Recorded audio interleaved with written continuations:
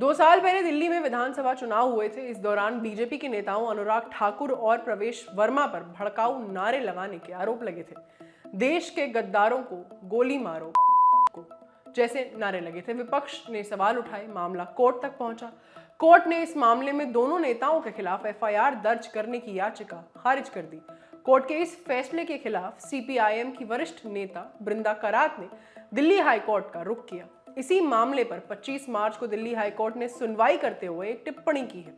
Court की ये टिप्पणी चर्चा का विषय बन गई है। इस मामले की सुनवाई कर रहे दिल्ली हाईकोर्ट के जस्टिस चंद्रधारी सिंह की सिंगल बेंच ने कहा कि राजनीतिक भाषण के मामलों में एफआईआर करने से पहले खुद जांच परख कर लेनी चाहिए। जज ने कहा, चुनाव के दौरान दिए गए भाषण अलग होते हैं। अगर यही भाषण किसी और वक्त दिया होता तो ये भड़काने के लिए होता।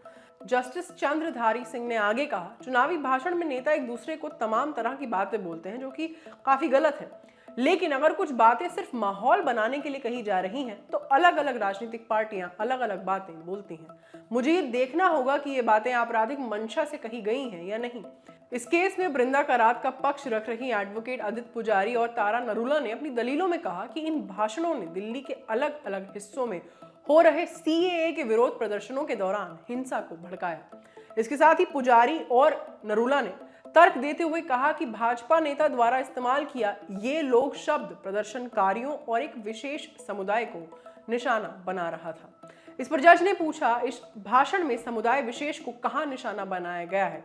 इस प्रदर्शन में तो सभी समुदायों के लोग शामिल थे। फिलहाल इस मामले में कोर्ट ने अपना फैसला सुरक्षित रखा है। दूसरी तरफ चुनावी रैली में दिए गए भाषणों पर उस वक्त चुनाव आयोग ने भी एक्शन लिया था और अनुराग ठाकुर को 29 जनवरी 2020 को कारण बताओ नोटिस भी भेज दिया था। दिल्ली हाई कोर्ट की तरफ से भले ही कहा गया है कि इस तरह के भाषण चुनाव में माहौल बनाने के लिए दिए गए, लेकिन ऐसे नारे दिल्ली विधानसभा चुनाव के पहले भी लग रहे थे। इस तरह के भड़काऊ नारों के वीडियो आज भी मौजूद है। ये खबर आपके लिए लिखी थी हमारे साथी आयुष ने। मैं हूं आस्था, कैमरा के पीछे है विजय। देखते रहिए दी लल्लन टॉप। शुक्रिया।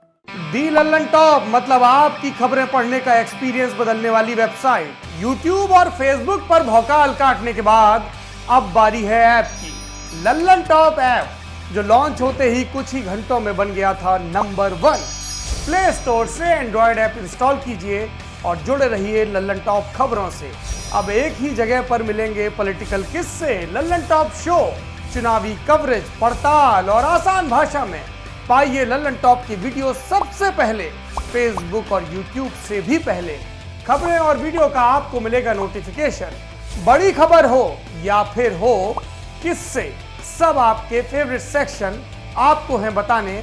इतना ही नहीं, क्रिकेट मैच का स्कोर और इलाके में मौसम का जोर भी जानिए। आज ही गूगल प्ले स्टोर पर जाइए और दी लल्लन टॉप ऐप इंस्टॉल कीजिए।